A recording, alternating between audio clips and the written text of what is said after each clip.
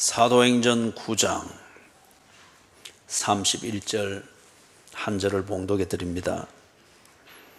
그리하여 온 유대와 갈릴리와 사마리아 교회가 평안하여 든든히 서가고 주를 경외함과 성령의 위로로 진행하여 수가 더 많아지니라. 아멘.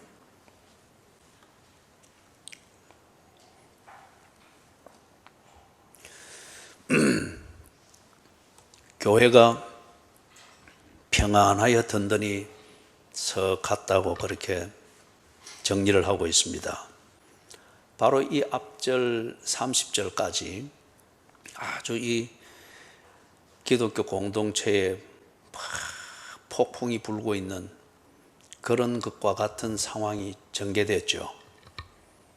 기독교라는 이 공동체와 기독교인들에게 불고 있는 이 폭풍과 같은 이 핍박, 박해, 이걸 전체를 다 볼 수 있도록 정리한 것은 아닙니다. 그러나 그 상황을 충분히 짐작할 수 있도록 사울이라고 하는 이 사람이 주도하고 있는 그 기독교에 대한 박해, 그 사건을 거기 적나라하게 정리를 해놓은 것을 우리가 보았죠. 그런데 반전이 일어났습니다. 사울이 자기가 모든 걸 걸고 박해하고 부정하고 꼭 코로나19 바이러스를 잡는 그 집중력처럼 기독교를 바이러스처럼 여기면서 박멸하는 여기에 모든 것을 걸었는데, 그런데 바로 그 기독교에 의해서 사울이 바뀌어버렸습니다. 기독교의 그 근거가 되는 예수 그리스도의 복음을 사울이 받아들이게 됐습니다. 그리고 자기 스스로 기독교인이라고 하는 이것을 드러내고 기독교인으로 사는 것, 이것이 드디어 살아야 될 인생이고, 그것에 대해서 상당한 자부심을 가지면서 새로운 삶을 살게 된 이 반전을 30절까지 우리가 보았습니다. 그런 다음 31절에서 그 당시 그리고 그 이후 이어지는 몇 년간의 그 기독교 공동체의 상황을 아주 일반적으로 정리를 해놓은 게 31절의 내용입니다. 그래서 이것은 예를 들어서 사울에게 일어난 이 반전의 사건, 이게 어제까지 일어난 그 사건을 정리를 했으면은 그럼 이제 오늘 어떻게 이게 됐는가, 그런 구조는 아니에요. 30절까지 당시 기독교 공동체와 기독교인들이 어떤 상황에 처해 있었는가를 사울이 주도하는 핍박의 사건을 가지고 보여준 다음에, 그런 다음 이 기독교 공동체가 그리고 기독교인들이 전체적으로 어떤 새로운 상황을 겪게 되는가 하는 이걸 긴 시간을 요약해서 정리를 해놓은 게 31절의 그 내용입니다. 그래서 보니까 교회가 평안하여 든든히 서간다, 이렇게 묘사를 하고 있습니다. 교회가 뭘까요? 이 교회가 한자어로 된 거죠. 그러니까 가르치는 모임, 말의 뜻은 그렇지 않습니까? 그렇게 되다 보니까 우리가 교회하게 될 때에 당연히 가지게 되는 그 개념이 어떤 단체, 그룹, 그리고 집합적인 행동을 하는 어떤 단체, 그 개념이 있습니다. 그러다 보니까 교회하게 되면은 꼭 종교단체라고 하는 이 개념으로서 항상 생각을 하게 되는 게, 이 단어가 우리에게 주는 그 개념 때문에 그렇습니다. 그런데 교회라고 하는 이 한자어로 번역되어 있는 원래의 이 말은 그런 개념이 아닙니다. 예수를 믿어서 그리스도인이 된 개개인을 말합니다. 마태복음 1장 21절을 지금 여러분 보고 외워보십시오 하면은 시험 들겠죠. 그죠? 그렇기 때문에 외우지 마십시오. 제가 하는 걸 들으십시오. 이름을 예수라 하라. 이는 저가 자기 백성을 저희 죄에서 구원할 자임이라. 마태복음 1장 21절입니다. 예수님이 태어나는 것, 이 세상에 마리아를 통해서 태어나는 그걸 천사가 알려주고 태어난 그 아기의 이름을 예수라 하라. 그 예수라 이름을 하는데 예수라 이름 하는 그 아기는 무엇을 할 자인가? 자기 백성을 구원할 자라고 합니다. 그런데 그 구원이 뭔가? 자기 백성을 자기들의 죄에서 구원해낸다. 그가 이름이 예수라 하는 그 사람이라는 겁니다. 이게 교회로 번역되어 있는 그 원래의 단어의 기본 개념입니다. 교회로 번역되어 있는 이 단어가 가지는 기본 개념이 무엇인가? 그것은 자기들의 죄, 이 죄는 하나님과의 분리를 말하거든요. 하나님과 분리되어 있는 그 상태, 그 운명의 처해서 살아가는 사람을 그 운명에서 벗어나게 해서 하나님과 관계하면서 사는 삶으로 옮겨진 사람, 그 사람을 가리켜서 이 번역으로는, 우리 번역으로는 교회라고 부릅니다. 그리고 원래의 단어에서는 에클레시아, 그 말의 뜻이 ek이라는 말이 전치사입니다. 어디로부터, 그 다음에 레시아, 클레시아 하는 것은 부른다 하는 말이에요. 그래서 뭐뭐사 니 와 그리 지옥의 운명에 처해서 그리 사노, 이제 나오느라 불러냈습니다.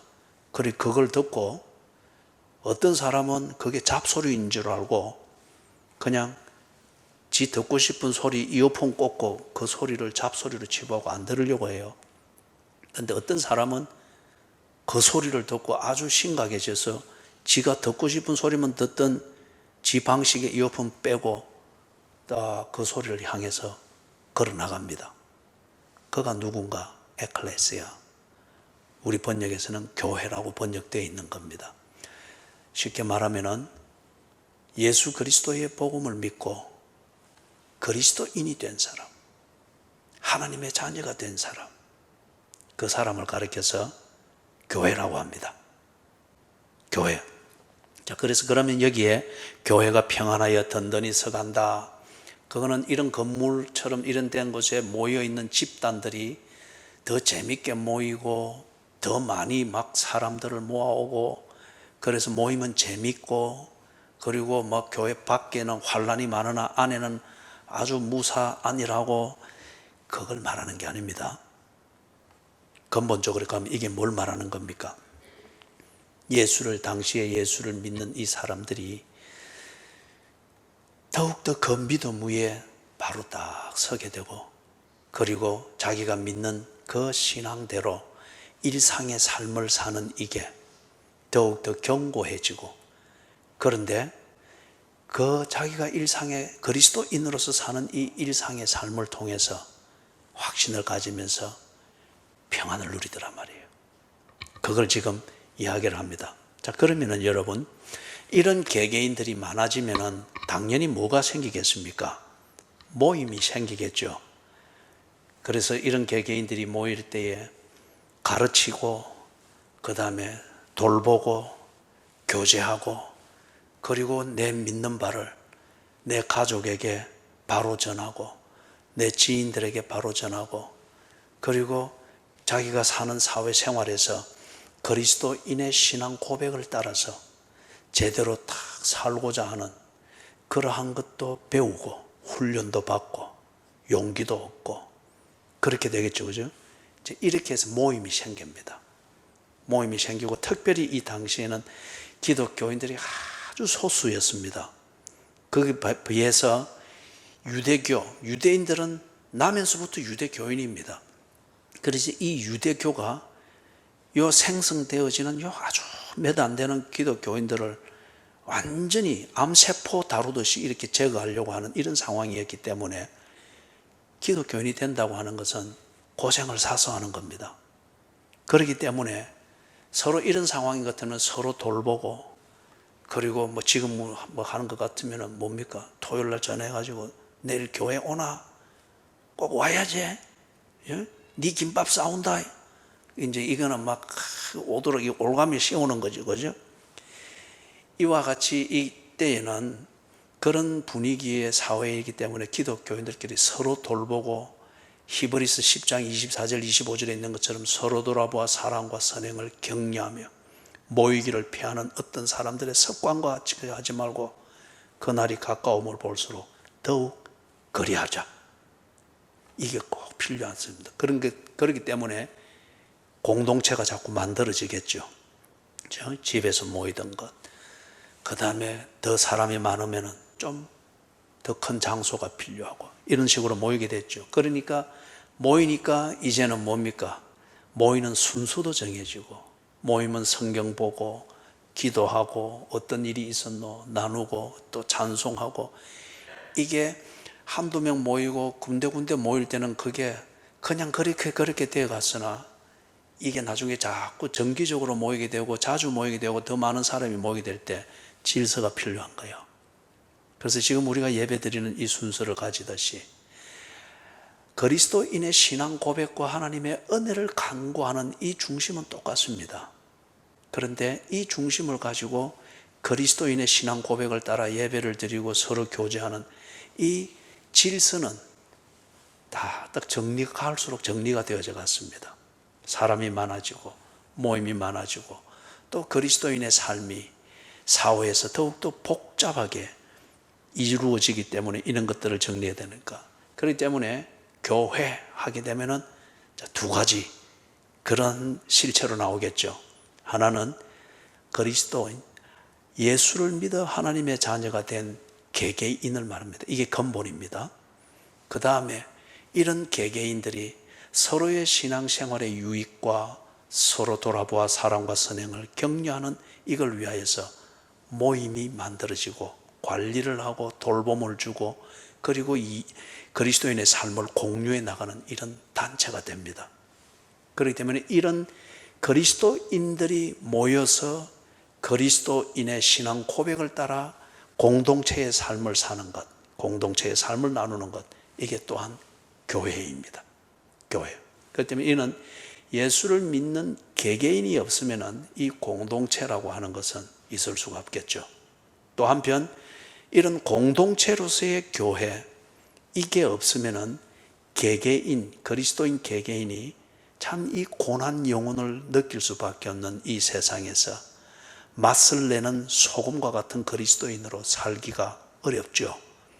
보호받고 교육받고 훈련받고 이게 굉장히 어렵다는 거예요. 그렇기 때문에 공동체는 그 목적을 위해서 필요하고 개개인은 본질입니다. 예수를 믿는 개개인은. 여러분은 교회입니까? 교인이 된다고 하는 것과 내가 교회, 즉 에클레시아, 그리스도인이 된다고 하는 것은 본질적으로 다른 문제일 수 있습니다. 교인으로서 그 공동체에 속할 수는 있습니다. 그리고 그 문화를 따라가면서 어떤 유익을 추구할 수 있습니다. 그러나 그것뿐이면 당신은 종교인입니다. 기독교의 문화를 편하게 여기면서 뭔가 당신의 유익을 얻고자 하는 종교인입니다. 그러나 여러분이 여기 있든 집에 있든 어디 있든 예수를 나의 구세주로 믿고 그 나의 주인 대신 예수와 동행하는 삶을 사는 것으로서 덜에 있기도 하고 공장에 있기도 하고 집에 있기도 하고 때를 따라 이 교회에서 공동체 생활을 하기도 하고, 당신은 교회입니다. 그 다음 뒤에 보니까 앞이죠. 온 유대와 갈릴리와 사마리아의 교회가, 그러면은 이게 유대, 갈릴리, 사마리아 이렇게 하면은 가나안 땅 전체가 다 들어간 겁니다. 그 땅 전체가 이렇게 세 부분으로 나누어져 있었습니다. 그렇기 때문에 이 유대 땅이 중심이었고 갈릴리는 삶의 생활의 중심이었습니다. 그 다음에 사마리아는 요 갈릴리와 유대 땅, 요 중간에 자리한 땅인데, 이거는 유대인들의 이 신앙적 관점에서 볼 때에 더러워진 혈통이고 땅이다라고 해서 아주 소외시킨 땅이었죠. 그래서 사마리아인들이라 그리 불렀죠. 그런데 이 세 등분 되어지는 이 땅이 다 합쳐지면은 가나안 땅 전체 지형을 말합니다. 그런데 예수 그리스도의 복음이 가나안 땅 전체에 다 퍼졌습니다. 온 유대, 갈릴리, 사마리아, 여기에 교회, 다시 말하면은 이 모든 지역에 예수를 구세주로 믿는 그리스도인들이 생겼고 자라고 있고, 그들이 서로 돌아봐 사랑과 선행을 격려하면서 기독교인으로 살아가는 이 삶을 공유하고 있는 이 교회가 다 편만해지게 됐다는 거예요. 이게 어떻게 해서 그리 됐을까요? 온 유대, 예수님의 하나님 나라의 복음을 전가하는 이 사역이 갈릴리에서부터 시작됐습니다. 그런데 이것에 대한 신앙 고백과 그리고 그리스도인으로서 하나님의 뜻을 따라서 사는 이 그리스도인의 삶이 본격적으로 시작된 것은 예루살렘입니다. 예루살렘. 그래서 예루살렘에서 십자가에 못 박혀 죽으셨고, 예루살렘에서 부활하셨고, 그리고 예루살렘에서 오순절의 사건과 함께 성령 충만한 사건이 일어났고, 그리고 거기서부터 예수께서 명령하신 대로 온 족속에게 이 복음을 전하라고 했죠. 예루살렘에서부터 시작이 됐습니다. 당연히 이 예루살렘을 중심으로 하여서 이 유대 지역에 예수를 믿는 사람들이 있을 수밖에 없겠죠. 더욱이 예수께서 오시기 전에 세례 요한이라고 하는 이 위대한 지도자가 이미 메시아가 올 것을 말하면서 세례 요한을 추종하며 따라다니던 그런 사람들이 많았지 않습니까? 그리고 세례 요한이 지목하던 그 메시아, 세상 죄를 지고 가는 어린 양, 그가 예수인 것을 그들은 기다렸고 예수를 확인했습니다. 그렇기 때문에 온 유대 땅에 예수를 믿는 그리스도인들이 생겼고, 그들이 모임이 시작이 됐습니다. 특별히 예루살렘에는 교회라 말하는 공동체로서의 교회라 말하는 것이 일찍 형성이 됐죠. 그죠? 그래서 거기에 소위 지금 우리 체제로 말하면은 담임 목사, 장로, 권사, 안수집사 같은 이런 직분자들이 이미 세워졌습니다. 그래서 사도행전을 보면은 우리가 볼 수가 있죠. 갈릴리 지역, 예수님께서 갈릴리 지역에서 3년을 복음 전거를 했지 않습니까? 거기서 많은 이적도 나타내셨죠. 그리고 명설교도 거기서 자주 했지 않습니까? 산상수훈, 어떤 이런 설교들, 그죠? 그렇기 때문에 가브나움, 그 다음에 가이사랴, 그리고 가나, 디베리아, 나사렛, 고라신, 이런 거점들을 통해서 예수님께서 많은 이적을 행하시고 설교를 하시기도 하고 사람들을 만나고, 그러면서 사복음서를 보면은 갈릴리 지역에서 예수님이 이런 사역을 할 때 많은 사람들이 개인적으로 예수를 영접하고 예수의 사람이 됐죠. 12해를 혈루증으로 앓던 여인도 예수님이 옷자락 한번 잡고자 싹 숨어서 접근했다가 예수님이 그 여인을 공개적으로 구원을 선포하지 않습니까? 중풍 걸려서 38년 동안 중풍 걸려서 일어나지 못하는 자들, 지붕을 뚫고서 내렸을 때 예수님께서 일어나서 네 상을 들고 걸어가라, 이런 일들이 거기에 있었고, 날 때부터 소경된 자 눈을 열어서 보게 해주고, 이런 자들이 예수를 영접했죠. 예수의 사람이 됐죠. 그리고 이 사람들이 뒤에 예수님이 십자가에 죽으시고 부활한 이 사건들, 예수님이 그런 뒤에 성천하실 때에 500여 사람이 성천하는 현장에서 성천하는 예수를 보았다고 했는데, 그 500여 사람들이 어디 출신이었습니까?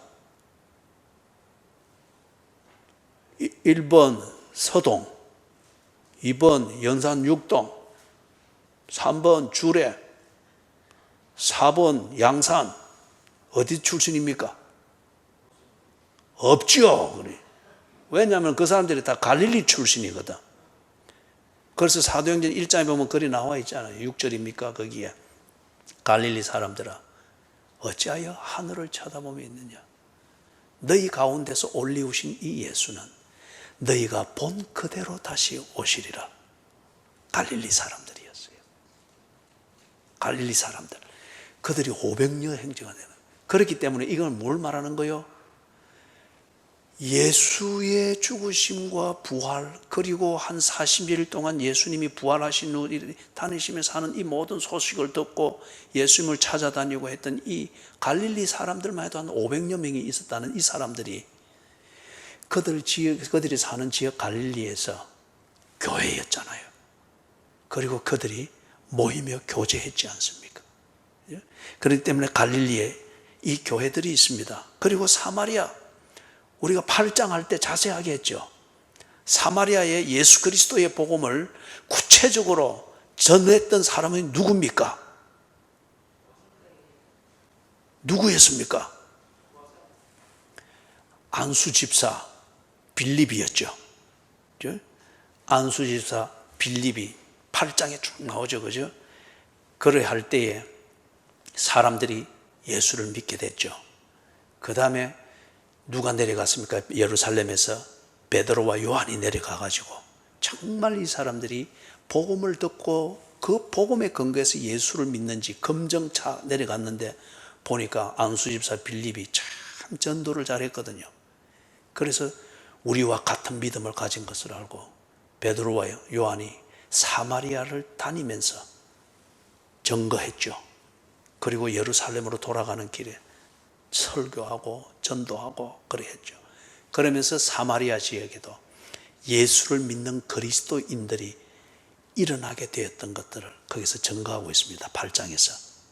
그러면은 온 유대와 갈릴리와 사마리아의 그리스도인들이 예수 그리스도의 복음을 믿고 예수를 구세주로 영접하여 하나님의 자녀인 것을 확신하며 하나님의 자녀로서 사는 것이 내가 살아야 될 인생인 것을 알고 하루하루 일상의 삶을 시작하게 된 교회들이 거기에 있다는 거예요. 그죠? 그들이 공동체로 모이기도 하고 그렇게 하겠죠. 그래서 이들이 어떻답니까? 온 유대와 갈릴리와 사마리아 교회가 평안하여 든든히 서갔다고 합니다. 자, 그러면은 평안하여 든든히 서갔다. 이거 잘못 이해하면 안 됩니다. 교회가 역사를 통해서 오면서 특별히 지금 또 우리나라를 돌아봐도 그렇지 않습니까? 너무 기복주의로 만들어버렸죠. 그리고 예수 믿으면 복 받고 예수 믿으면 고생 안 하고 예수 믿으면 안 되는 것도 되고 뭐 이런 식으로 해서 속아서 교회 들어온 사람들이 대단히 많지 않습니까? 그죠? 그리고 그거 아무리 기다려도 그거 안 되니까 또 뭡니까? 소리 소문도 없이 또 싹 빠져나간 사람들도 얼마나 많지 않습니까? 이는 교회가 잘못한 겁니다. 전도를 엉터리로 한 겁니다. 그렇죠?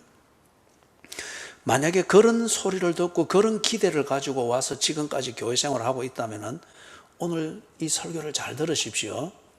그런 다음에 다시금 생각해서 마음을 결심을 하셔야 됩니다. 여기 평안하여 든든히 서갔다. 이거는 예수 믿으면 복 받고 60년 살 거 80년 살게 되고 아무렇게나 살아도 병 안 걸리고 로또 사는 대로 1등 다 당첨되고 그거 아니에요. 예수를 믿어도 일 안 하면은 굶습니다.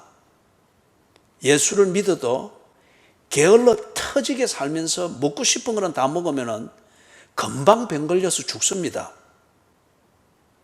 예수를 믿어도 날마다 자기의 지식의 훈련을 하고 생각의 폭을 넓혀가는 이러한 진지한 자기 삶을 치열하게 살지 않으면 언제나 바보처럼 삽니다. 착할 뿐 바보처럼 사니까 언제나 이용만 당하고 끝나는 거예요. 그래서 여기서 평안하여 든든히 서가다, 이건 이제 무슨 말인가 하면은 당시 상황을 여러분이 잘 생각을 하셔야 됩니다. 사도행전을 쭉 지금 해오면서 그 상황을 여러분이 대충 짐작을 할 수 있지 않습니까? 이제 생성되는 이 기독교를 핍박하는 세력은 그 당시에 로마 제국이 아니고 동료 유대교였습니다. 이 유대인들은 날 때부터 유대교입니다. 그리고 이 유대교에서 가르치는 그 율법주의적 교리와 의식과 이대로 믿지 않으면 그들은 성경을 모욕한다, 하나님을 모욕한다라고 해서 참남죄로 몰려서 죽게 되거나 출교를 당합니다. 출교당하면 그 사회에서 끝입니다. 경찰 보호권도 없고 취업할 기회도 주어지지 않습니다. 이게 출교입니다. 너는 더 이상 우리 유대교인이 아니다. 이게 출교예요. 그렇기 때문에 날면서부터 그들은 8일 만에 남자들은 할례를 받고 유대교인이 되지 않습니까? 딱 뼛속까지 유대교인입니다. 그런데 지금 유대교의 율법에 의하여서 십자가에서 참남죄로 죽은 이 예수가 구세주라고 하면서 끝까지 믿고 추종하는 요 예수쟁이들이 나왔단 말이에요. 이럴 때에 유대교의 정통주의자들이 딱 볼 때는 어떻게 됩니까? 이단이 생겼다는 겁니다. 그렇기 때문에 이 자기들의 유대교를 보호하기 위하여서 어떻게든지 하나둘 생기는 이 기독교인들을 바이러스 박멸하듯이 없애버리고자 한 거예요. 유대교의 입장에서는 이해가 됩니다. 자기들이 정통이고 순수 혈통을 이 민족들이 지켜야 되는데 요 바이러스가 나와가지고, 기독교라는 바이러스가 나와가지고 이게 깔아먹는다. 유대교의 입장에서는 그리 보는 거죠. 치열하게 박해를 했습니다. 없애기 위해서. 그렇기 때문에 이 당시에 기독교를 박멸하기 위해서 박해하던 것은 로마 황제의 명령에 의해서 움직이는 로마 제국의 법이 아니고 유대교였습니다. 동료 유대인들이 그렇게 박해했고, 그렇기 때문에 사울이, 그 사회에 촉망받던 젊은이 차세대 지도자 사울이 이 일에 총대를 메고 앞장섰던 겁니다. 그죠? 자, 그런데 이 유대교의 박해가 극에 달했죠. 더욱더 가중되어지는데, 조금 전에 말했던 대로 사울이라고 하는 이 촉망받는 유망한 젊은이가 자기가 애국하고 그 다음에 유대교의 입장에서는 자기 자신이 하나님께 전적 충성하는 이 중심으로 기독교를 박멸하는 이 일을 위해서 기꺼이 헌신을 했는데, 이 사울이 회심을 했단 말이에요. 예수를 인격적으로 만나고, 그리고 예수의 복음을 듣고 그것이 진리인다, 이것을 고백하면서 그리스도인이 되었습니다. 회심이었습니다. 이걸 들으면서 우리 지난주를 보니까 유대인들이 막 놀랬잖아요. 그죠? 아니, 사울이 저게 배신을 하다니. 또 다른 한편으로는 저 사울이 저렇게 배신을 하는 걸 보니 기독교에 뭐가 있나? 한편으로는 강한 호기심을 가지고 드러나는 겉으로는 아주 배신자로서 다루려고 하는 이런 당황스러운 현상이 일어났죠. 사울이 회심했기 때문에.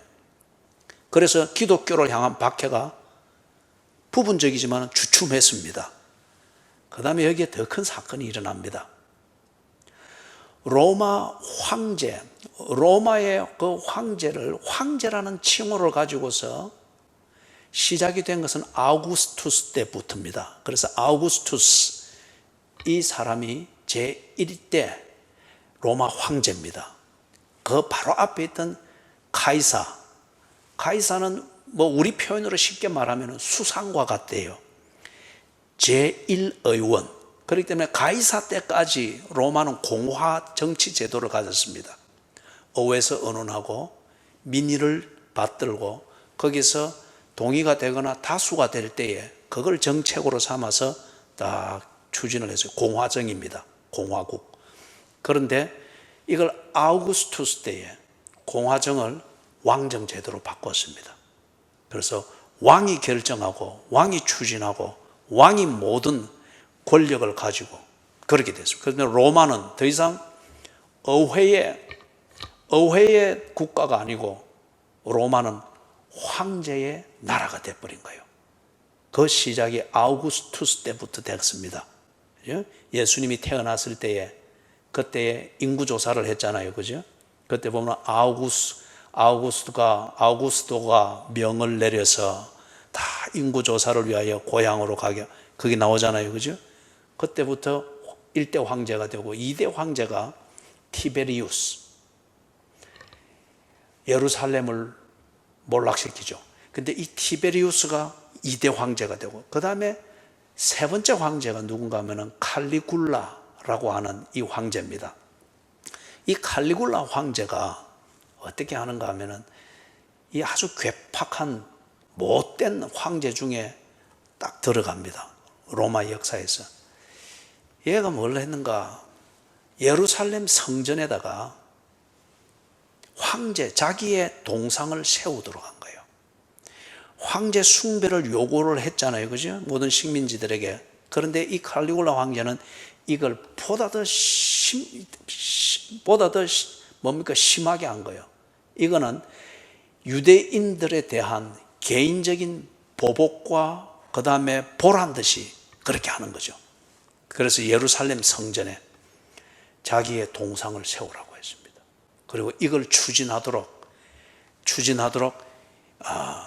페트로니우스라고 하는 이 사람을 그 지역 총독으로 세워가지고 네가 가서 이 명령을 집행해라. 왜냐하면 이미 가 있는 총독이 그걸 못 해내거든요. 이걸 하면은 유대인들의 반란을 충분히 예상할 수 있잖아요.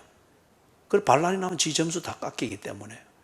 그래서 칼리굴라 황제가 시리아 총독, 당시 가나안이 속해 있는 이 지역에 로마 제국이 통치하는 중심 행정 도시는 시리아에 있는 안디옥이었습니다. 그래서 안디옥 거기에 총독으로 가면은 유대 총독이든지 다른 지역 주변 총독들을 관할할 수가 있습니다. 최고 행정구역이었어요. 그래 거기에 페트로니우스라고 하는 이 사람을 총독으로 보내가지고 네가 이 법을 집행하도록 해라. 이걸 유대인들이 듣게 된 거예요. 그래서 요세푸스든지 필로, 이 사람들은 유명한 유대인 역사학자들입니다. 그들이 쓴 역사 기록은 지금도 역사학계에서 과학적 자료로 인정합니다. 논문에 인용할 정도로 사실을 기록한 역사 자료예요.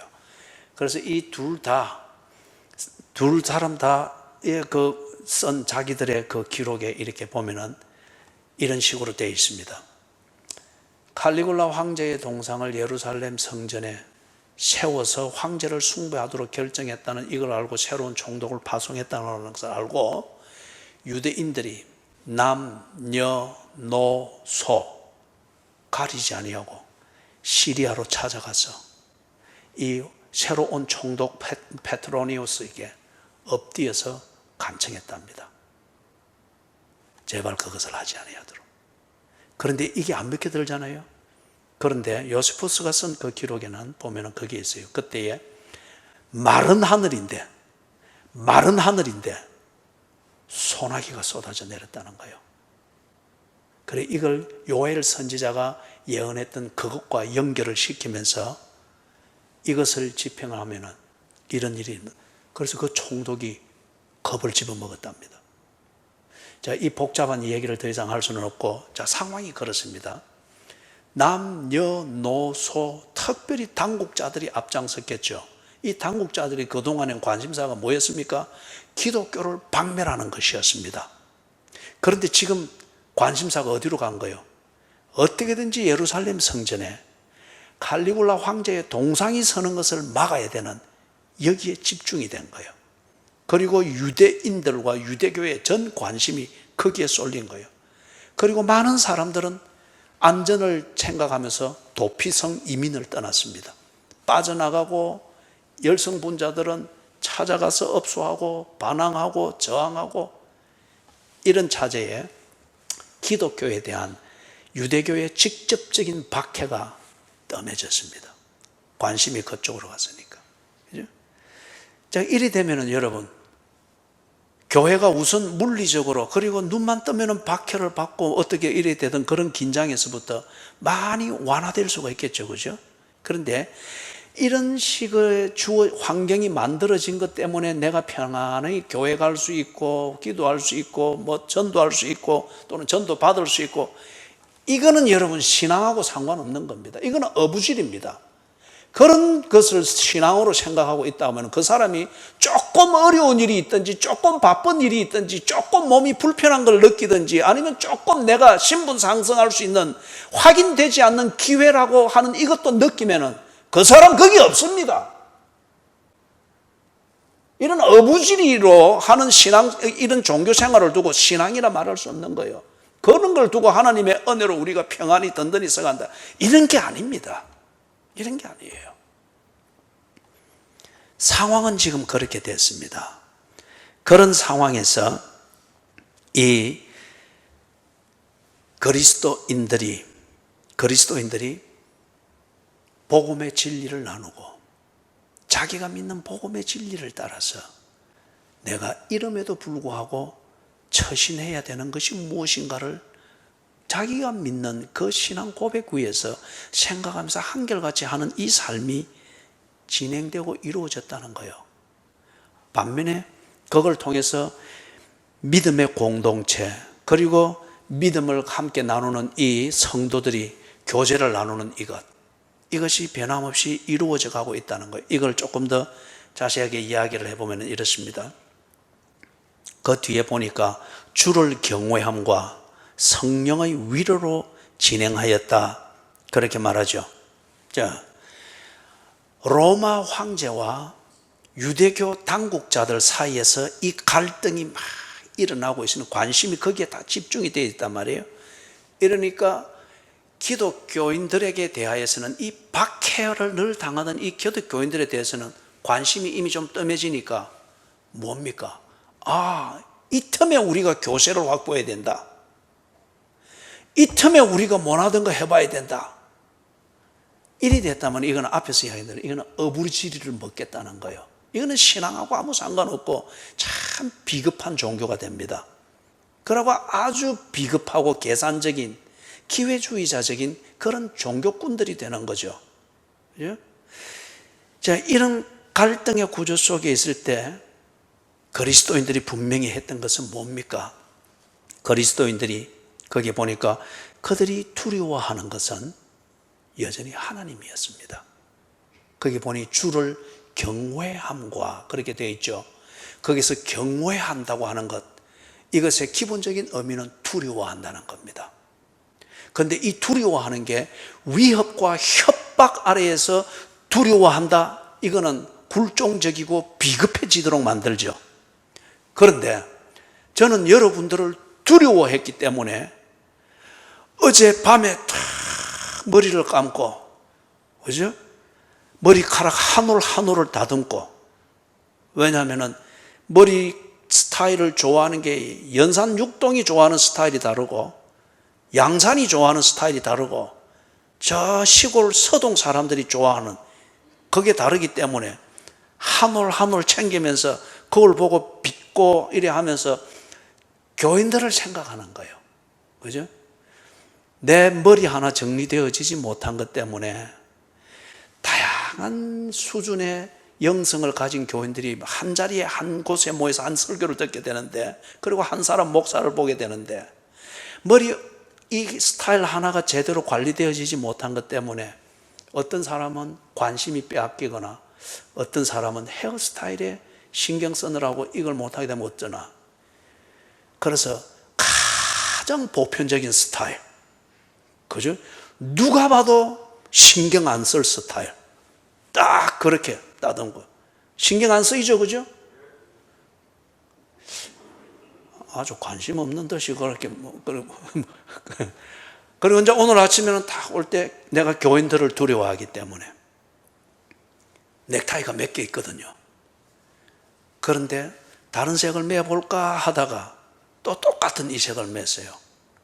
왜냐하면 내가 생각할 때 우리 교회에 온 지 아직 얼마 안 되는 분들이 있고, 그 다음에 뭡니까? 그분들이 적응을 해 나가는 데 있어서 목사의 어떤 스타일리시한 그러한 모습이나 그런 인상이 그들에게 이 교회에 대한 매력을 만들어서는 안 되겠다.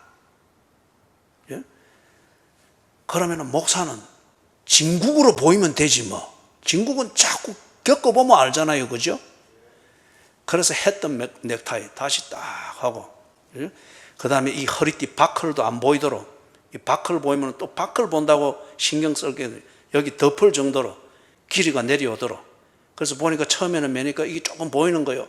다시 풀어가지고 다시 딱 재가지고 다시 또 이러면 딱 그걸 비춰보니까 이리 숙여도 안 보이고 이리 들어도 안 보이도록 딱 표시 안 나죠. 그죠? 안 나잖아요. 목사한테 신경 쓸 게 전혀 없이 예배에 집중할 수 있잖아요. 이걸 위해서 제가 얼마나 신경을 썼는지 몰라요. 왜? 교인들을 두려워하기 때문에. 다른 말로 하면은 여러분들이 얼마나 많고 복잡한 일상을 사는 가운데에서 어떤 사람은 이 시간을 한 주 내 기다리면서 이 시간을 목숨을 걸고 온 분들이 있겠거니와 어떤 사람은 생활에 확 매여 있다가 공고한 영혼에서 한 줄기 빛과 같은 것도 없을까 싶어서 그렇게 그냥 가느다란 기대를 붙들고 온 분들도 있을 테고, 그죠? 다양하단 말이에요. 그죠? 이런 분들이 어떤 연유에서 왔든지 중요한 것은 예배에 집중할 수 있도록 해야 된다. 여기에서 목사의 말이나 모양새나 입은 옷의 색깔이나 스타일이나 어떤 이런 것 때문에 그들의 예배가 조금이라도 도둑맞게 해서는 안 된다. 이게 제가 교인을 두려워하는 내용입니다. 그렇기 때문에 넥타이 하나도 맬 때는 자로 잰 듯이, 그죠? 다른 것을 다 튀지 않도록 그렇게 다. 저도 좀 튀게 입으면 좀 괜찮아요, 보기에. 그죠? 그런데 그렇게 해서 본질이 오도되어서는 안 되니까. 이게 제가 교인들을 두려워하기 때문에, 어떤 종류의 두려움 때문에 뭐 잘 보이려고 뭐 사례 많이 받으려고 아니면 더 오래, 그런 게 아니고 예배를 도둑맞지 않기 위해서 우리가 한 주를 기다려서 만나는 이 시간의 목적, 이것이 아니면 한 주를 살아갈 수 없다고 내가 믿는 하나님의 은혜, 이것에 조금이라도 그림자가 지거나 걸리지 않도록 여러분을 두려워하면서 제 관리를 하는 거예요. 이게 그리스도인들이 주를 두려워하기 때문에 그들의 생각과 그들의 판단과 그들의 우선순위를 정하는 것과 그들의 사회생활을 하는 이것을 어떤 표현으로 말하면 조심조심 다듬어서 하는 거예요. 이게 주를 경외한다는 겁니다. 벌받지 않기 위해서 하는 것, 그거는 굴종적인 종교적인 그런 강박관념이고,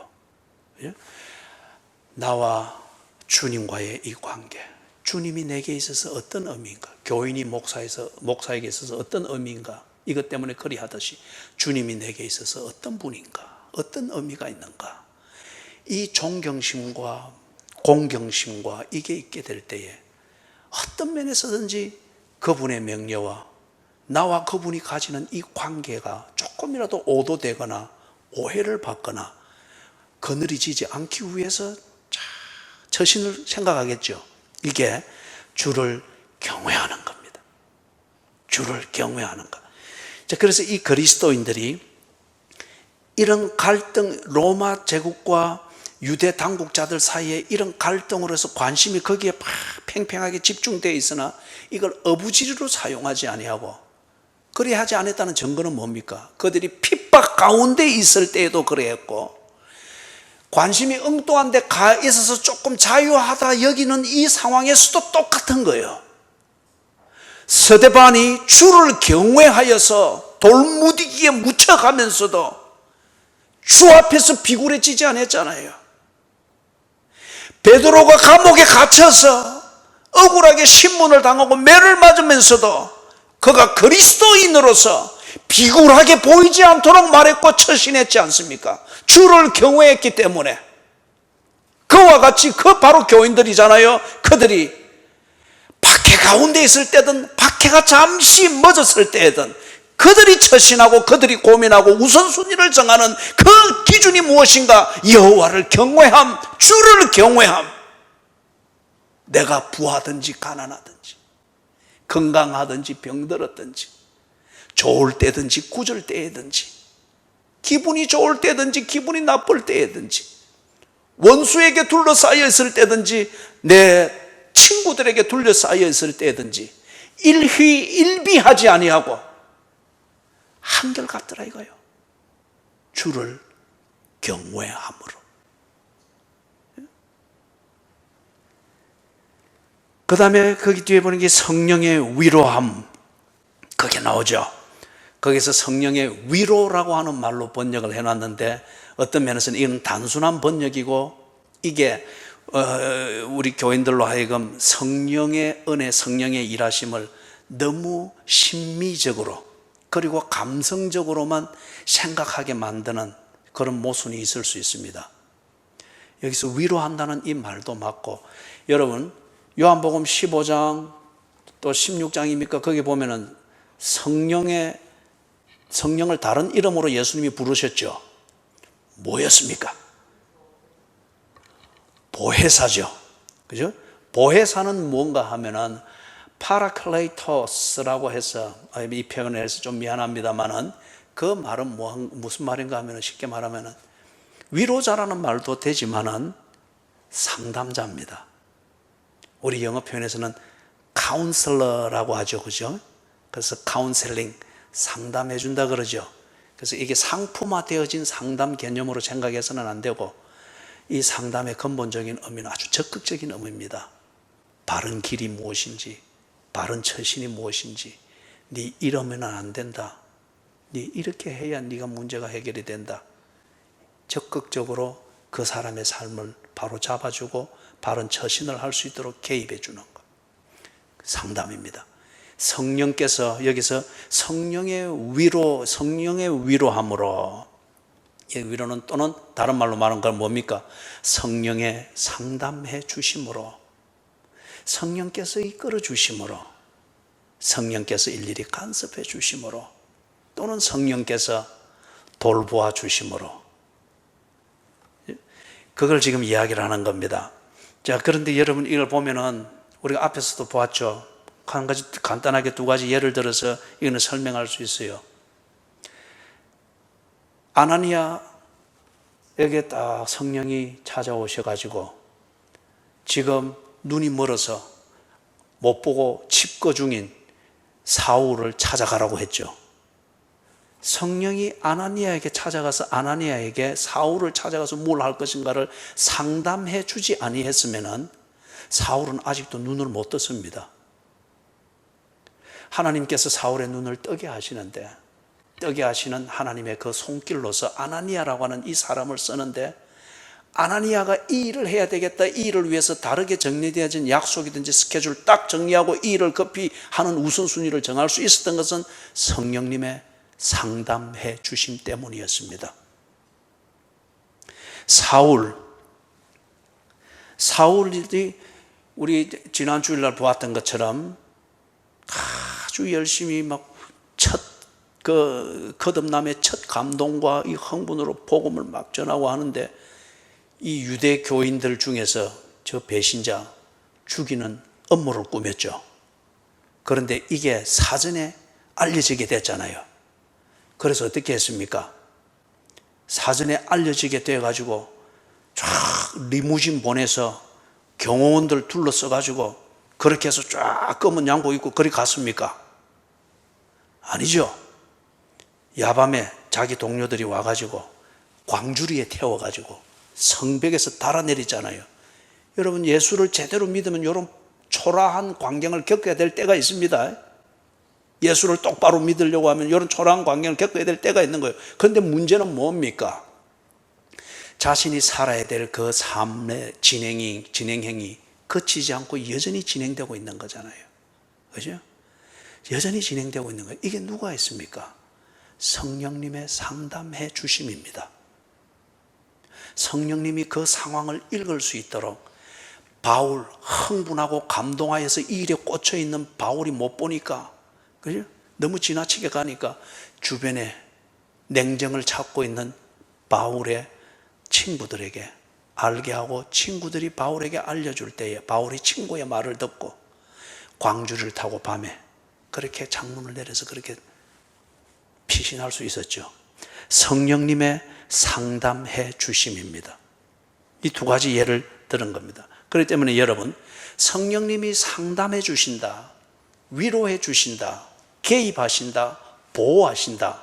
우리의 일상 가운데서 언제나 이 일이 일어나는데 무엇을 위해서 상담할까요? 아나니아와 사울의 경우에서 봤던 것처럼 성령이 우리에게 개입해서 상담해 주시는 것, 이걸 앞에 표현해서는 성령의 충만이라고 했습니다. 그 삶을 살게 하시는 것은 무엇 때문에 그런가? 주를 경외하도록 하기 위해서입니다. 뭐 잘 먹고 잘 살고 편하고 일 안 하고 딘퉁딘퉁 놀아도 뭐 밤새도록 일하는 사람보다 더 많은 걸 소유하면서 더 편하게 산다, 이런 걸 위해서는, 그거는 귀신이 하는 장난이에요. 그러고로 망하죠. 성령께서 우리와 동행하시면서, 소위 말해서 성령 충만함, 이 삶은 왜 주는가? 주를 경외하는 삶, 이 삶에 있어서 흐트러지지 않도록 하기 위하여서. 때로 열정만 있고 길을 잘못 가고, 때로 집착만 하되 판단을 못하고 우선순위가 정리되어지지 아니하는 아주 흐트러진 이러한 여러분, 일과가 흐트러져 있으면 열심히 할 뿐 남는 것은 아무것도 없습니다. 무엇을 해야 되면 무엇을 하지 말아야 되는가, 무엇을 먼저 하면 무엇을 나중에 할 수 있는가, 무엇에 더 많이 투자하면 무엇을 더 부수적으로 관리할 수 있는가, 이게 우선순위를 정리하는 거잖아요. 그죠? 이것을 정리를 할 때에 얼마나 유익을 얻을 것인가, 또는 얼마나 내가 오래 살 것인가, 얼마나 편할 것인가, 이런 걸 가지고 우선순위를 따질 수 있는데, 그리 될 때에 주를 경외하면서 벗어날 수 있는 거죠. 극단적인 예로서 가룟 유다가 그 우선순위를 정리하는 것에 있어서 자기 자신의 개인적 감정과 얻을 수 있는 약간의 돈의 유익, 이것에 집착하다 보니까 우선순위가 정리하기는 했는데 주를 배신하는 우선순위였잖아요. 이럴 때에 성령이 개입하셔서 상담해 주실 때에 우리의 생각을 관리해 주시고, 우리의 집착되어진 가치관을, 왜곡된 가치관을 털어주시고, 그렇게 해서 어찌든지 주를 경외하는 그 일과가 되도록 다 이끌어 주신다는 거예요. 이걸 보고 우리는 뭘 하죠? 하나님 중심, 성경 중심, 교회 중심, 이 가치관을 가지고서 매사를, 또는 어떤 고민을 고민하게 하고 처신을 하게 하는 거죠. 이게 성령이 위로하여, 또는 성령이 상담해 주심으로, 성령의 충만함으로 인하여 그렇게 표현할 수 있는 거죠. 그러니까 수가 더하여 가고 수가 더 많아지니라. 여러분, 당연하지 않겠습니까? 가정에서 이러한 가족 구성원 한 명이 있게 될 때에 이 가족을 보면서 다 문제 많은 가족들이 생각하지 않겠어요? 그리고 이 가족 구성원이 그러한 주를 경외함으로 내게 가르친 바 이걸 가지고 맛나는 소금처럼 사랑을 행하면서 이렇게 하게 될 때에 그 가족이 변하지 않겠어요? 그 가족이 교회가 모이는 자리로 오지 않겠어요? 그 가족이 교회의 삶에 들어오지 않겠어요? 수가 많아지니라. 마지막 질문을, 생각해 볼 질문을 던지고 마칩니다. 만약에 이런 상황에서 로마 황제와 유대 당국자들 간에 저것끼리 갈등을 하면서 막 이럴 때에 잠시 박해하는 이 집착된 이 관심, 이것이 기독교인들로부터 좀 벗어나서 그들이 우선 안도의 한숨을 쉬고 이제 이럴 때 딱 그러면 삼자의 입장에서 보잖아요. 그죠? 황제의 권위와 유대교의 권위, 당국자들의 이 갈등이니까, 이때에 여러분, 기회주의자들 같으면은 이때에 뭔가 기회가 딱 눈에 보이잖아요. 이때에 어느 쪽에 붙을 것인가. 그게 그 다음 이 국면이 끝나고 난 다음에 내가 뭘 얻을 것인가 계산이 나오는 거잖아요. 만약에 이때에 온 유대와 갈릴리와 사마리아에 있는 이 교회들이 또는 그리스도인들이 황제의 편에 붙어가지고 유대 당국자들에 대하여서 그동안 받았던 박해에 대해서 복수할 기회로 삼았다고 하면 잠시 동안 복수하는 쾌감은 누렸을지 모르지만 오늘 이 9장 31절은 여기에 기록이 되지 아니했을 겁니다. 교회는 없어졌을 거예요. 황제의 꼭두각시 노릇하는 종교만 있게 됐을 거예요. 반대로 만약에 이 상황에서 이 기독교인들이 딱 수를 읽고 유대 당국자들한테 붙어가지고 그래 우리 같은 편 아이가 개나 가재나 같은 편 아이가 이러면서 우리가 로마 황제를 막는데 우리도 일조하겠다. 그렇게 해서 유대 당국자들과 딱 연합을 해가지고 소위 말해서 그들의 민족주의 그리고 그들의 율법주의를 지켜내는데 일조를 해줬다. 자, 그런 것 같으면 어떻게 됐겠어요? 이들이 진정한 의미에서 앞에서 설명한 대로 평안하여 든든히 서 갈 수 있었겠습니까? 절대 그러지 못합니다. 유대 당국자들로부터 정치 권력의 보호를 받을 수 있을지는 모르지만 주를 경외함이라는 이 신앙의 본질은 오도되고 사그라졌을 거예요. 정치적 종교가 됐을 것입니다. 마지막 한 가지 질문은 만약에 이런 상황이 있단 말이에요. 박해 끝에 잠시 꼭 이제 구름 지나가고 햇빛 잠시 보듯이 이때가 딱 됐을 때에 이때다 싶어서 교회가 사람들에게 당신들 정말 고생 많지. 유대교의 얽혀가 그렇게 고생하고 그래 하지 마라. 우리가 믿는 이 기독교로 와봐라. 우리가 믿는 기독교로 오면은 부자 된다. 이런 환난 중에서도 절대 안 다치고 안전할 것이다. 어떤 이런 식으로 기복신앙을 가지고 살살 사람 불려서 빨리 교세를 넓혀가지고 그래서 건물 짓고 교세를 넓혀가지고 재정도 팡pan하게 확보해가지고 뒤에 환란이 올 때 대비해서 이 사람의 힘과 재정의 힘으로서 이제 한 소리 할 수 있는 이걸 만드는데 약삭 빠르게 그래서 사람 빨리 모으려고 복 받는다, 오래 산다, 뭐 기적이 일어난다, 무슨 뭐 신비한 기적을 막 행하면서 막 이 산뿌라 이빨이 금리빨로 바뀌고 막 집회하는 중에 뭔가 금가루가 내려온다 해서 그죠? 이래가 사람들이 또 바보 같은 사람들이 막 우리 와가지고 종교에 끼가지고 와서 사람이 꽉꽉 차게 만들었다. 그래서 건물 짓고 막 이래 했다. 이래 한 것 같으면은 이 9장 31절이 지금 성경에 있겠습니까? 아니에요. 아주 조잡하고 아주 이기적인 그리고 악한 이 인간성을 합리화시켜주는 꼭두각시 같은 조잡한 종교만 한 시대 반짝하다가 사라지고 없었을 겁니다.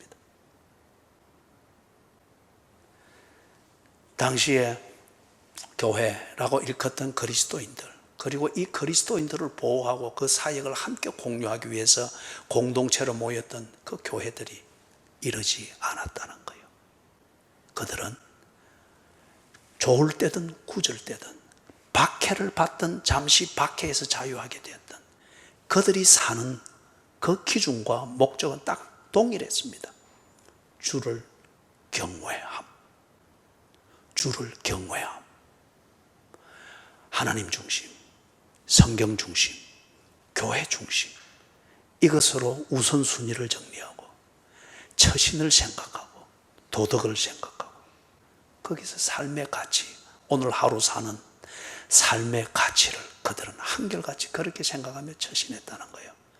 그렇기 때문에 우겨싸임을 당하나 그들은 망하지 아니하였고 죽는 자 같으나 그들은 살아나는 자였고 패하는 자 같으나 오히려 승리한 자가 되어서 은혜를 베푸는 그런 그리스도인들로서 이어져 갔다는 거예요. 그래서 지금 9장 31절이 여기에 있는 겁니다. 그리하여 온 유대와 갈릴리와 사마리아 교회가 평안하여 든든히 서가고 주를 경외함과 성령의 위로로 진행하여 수가 더 많아지니라.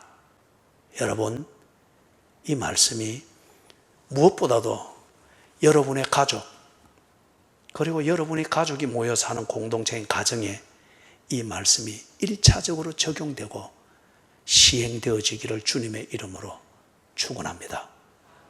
여러분의 가족이 다 교회가 되기를 바랍니다.